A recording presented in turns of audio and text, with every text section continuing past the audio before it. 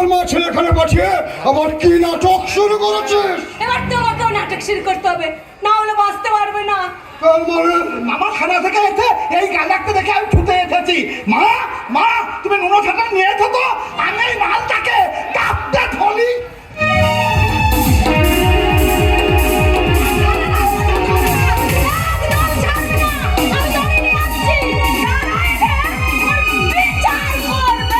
কি হয়েছে রে দয়া?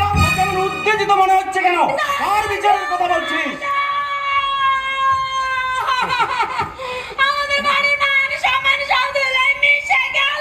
আরে কি হয়েছে তাই বলবি তো আমাকে। মামা মার কি বলবে? মামা মার কি বলবে? এই থততাও ধরি, এই থততাও তুই ধোয়াকের অ্যাক্সিডেন্টের খবর পেয়ে এই বৌমার ঘরে ঢুকে বৌমার সঙ্গে ভর্তি রক্তি কলা ছিল। না, বিশ্বাস করুন, ভুলটা আমারই হয়েছে। আমি জানতাম না ওরা সবাই না মিথ্যে কথা বলছে। আমি নিজে থেকে কিন্তু এখানে আসিনি। নিহাত সিঁদুর ডেকেছিল, তাই ও বলেছিল ট্রেন দুর্ঘটনায় আমার স্বামী যদি মারা যায় তাহলে। না বাবা, আপনি ওনার কথা বিশ্বাস করবেন না। আমি আপনার পা ছুঁয়ে বলছি বাবা, আমি আপনার পা ছুঁয়ে বলছি। ছি ছি ছি, আমার ভাবতেও ঘৃণা হচ্ছে। যে গাঙ্গুলি বাড়ি এতদিন মান সম্মান নিয়ে মাথা উঁচু করে রেখেছিল, সেই মান সম্মান আজ এক মুহূর্তে ধুলোর সঙ্গে মিশে গেল। বলতে পারিস দয়াময়ী, এরপর আমি কোন মুখ নিয়ে দর্শনের সামনে গিয়ে দাঁড়াবো?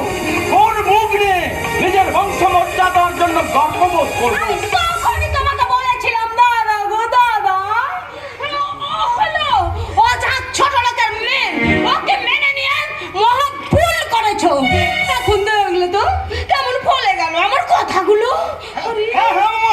মা ঠিক কথাই বলেছে, ও একটা ছোট লোকের মেয়ে, ওটা কলঙ্কিনী, ওটা দুশ্চরিত্রা। তাই তো আমাদের বাড়িতে আঠার সঙ্গে সঙ্গে থোয়াকের অ্যাক্সিডেন্টটা ঘটে গেল। যত তাড়াতাড়ি পারো ওকে তুমি এই বাড়ি থেকে তাড়িয়ে দাও। তাড়িয়ে দেবেন না, ভুলটা আমারই হয়েছে। বিয়ের আগে যে সম্পর্কটা আমার গড়ে উঠেছিল না, বিয়ের পর সে সম্পর্ক আমার রাখাই উচিত ছিল। চুপ করো! তোমার মুখ থেকে আর একটা কথাও আমি শুনতে চাই না।